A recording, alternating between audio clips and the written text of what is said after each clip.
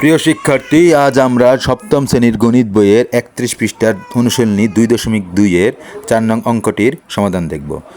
প্রথমে প্রশ্নটি পড়ে নিই। প্রতি লিটার মিল্ক বিটের দুধ ৫২ টাকায় কিনে ৫৫ টাকা দরে বিক্রয় করলে শতকরা কত লাভ হবে?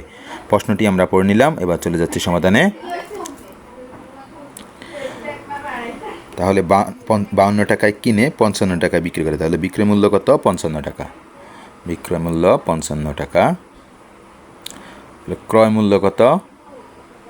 ৫২ টাকা।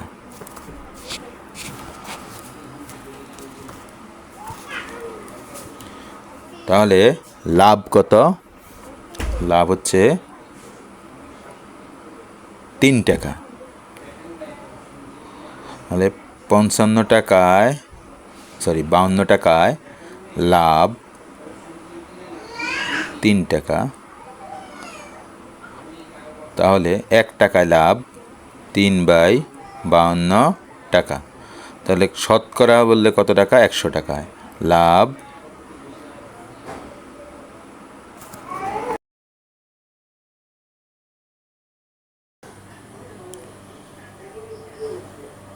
এবার ৪ দিয়ে ভাগ করলে ২৫ আর ৫২কে ভাগ করলে ১৩। তাহলে পরে ৩ × ২৫ = ৭৫ ভাগ ১৩।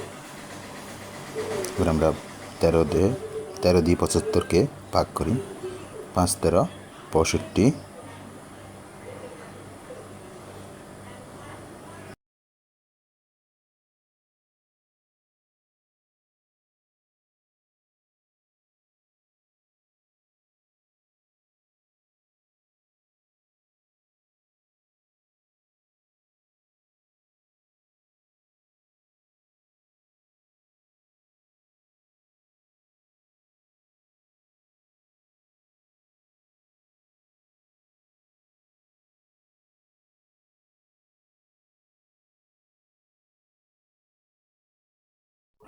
প্রিয় শিক্ষার্থী, এবার আমরা ৫ নং অঙ্কটির সমাধান দেখব। শুরুতে প্রশ্নটি বলে নিচ্ছি। প্রতিটি চকলেট ৮ টাকা হিসেবে ক্রয় করে ৮.৫০ টাকা হিসেবে বিক্রয় করে ২৫ টাকা লাভ হলো। মোট কয়টি চকলেট?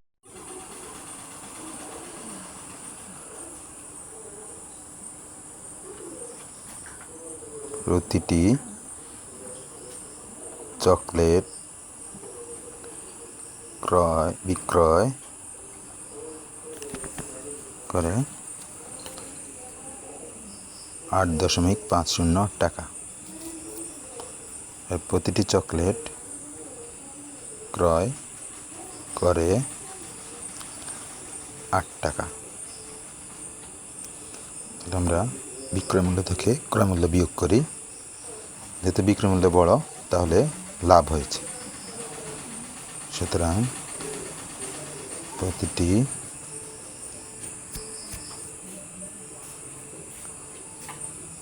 চকলেটে লাভ করলে ০.৫০ টাকা।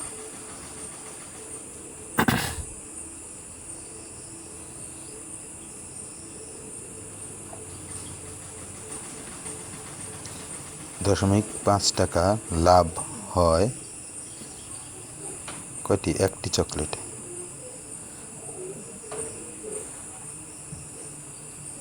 তো মোট লাভ হলো কত টাকা? ২৫ টাকা। তাহলে ২৫ ১ টাকায় লাভ হয়, ১/০.৫টি।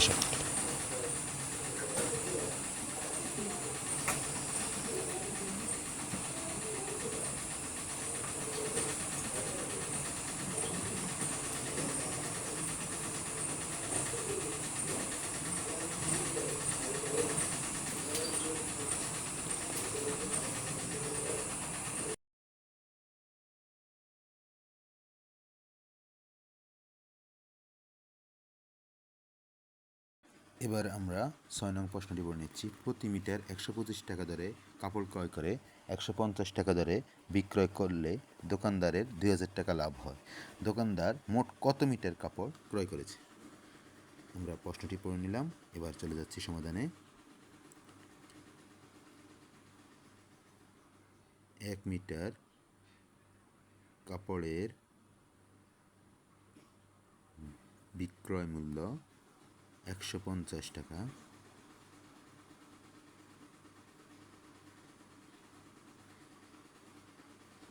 তাহলে 1 মিটার কাপড়ের ক্রয় মূল্য 125 টাকা।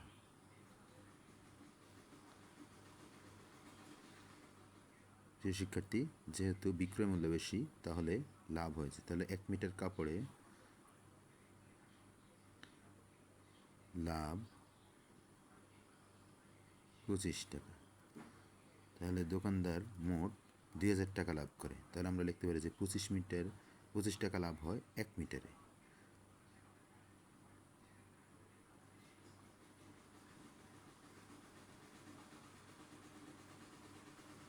সুতরাং 1 টাকা লাভ হয়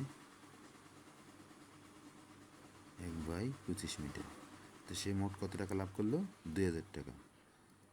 তাহলে আমরা লিখতে পারি যে 2000 টাকা লাভ হয় 1 গুণন 2000/25 ভাগ করলে এর হলো কত? 80 মিটার।